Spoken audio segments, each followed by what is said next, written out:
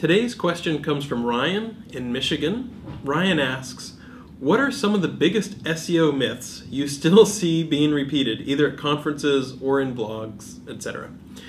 That's a fun question because there are a lot of SEO myths. So one of the biggest that we always hear is, if you buy ads, you'll rank higher on Google. And then there's a opposing conspiracy theory, which is if you don't buy ads, you'll rank better on Google, and we sort of feel like we should get those two conspiracy camps together and let them fight it all out, and then whoever emerges from one room, we can just debunk that one conspiracy theory. There's a related conspiracy theory, which is, or myth, which is, Google makes its changes to try to drive people to buy ads.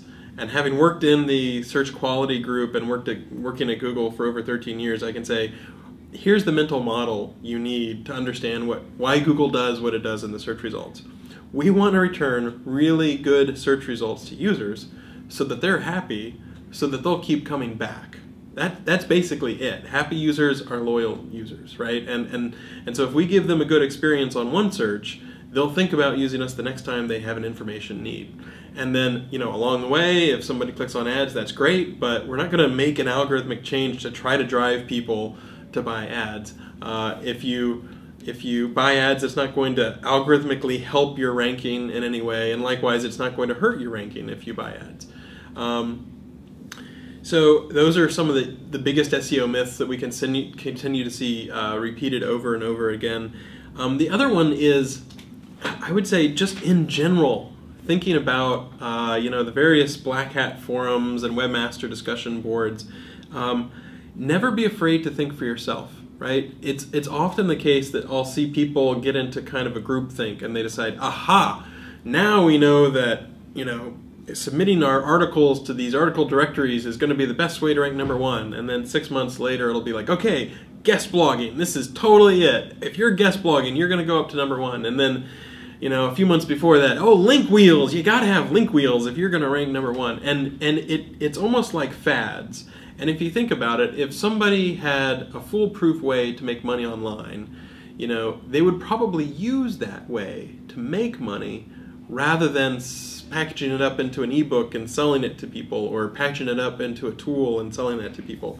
And so the idea that you're going to be able to buy some software package and solve every single problem you've ever had is probably a little bit of a bad idea. I read an article recently where someone was talking about using some automated software package and trying to do white hat SEO with it, which to me sounds like buying a gun and trying to use it as a hammer.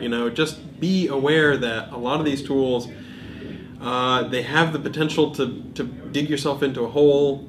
Just because somebody says they made a lot of money online doesn't mean they really made a lot of money online. If they really made a lot of money online, they'd normally keep doing it rather than tell you about it. So just approach some of the tools and services and products that you see on the various boards with a little bit of caution. Try to avoid groupthink.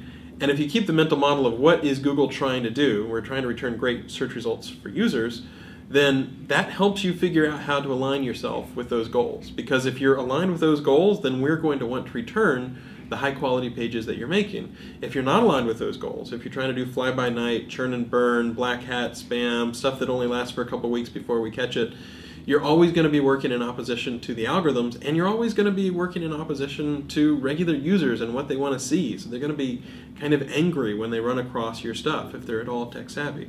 So that's just a few of the myths that we see over and over and over again. It's kind of interesting how a lot of people just assume Google's thinking about, nothing but the money as far as our search quality. And truthfully, we're just thinking about how do we make our search results better, and that's served us pretty well for a long time, and I expect us to keep doing that for a long time to come.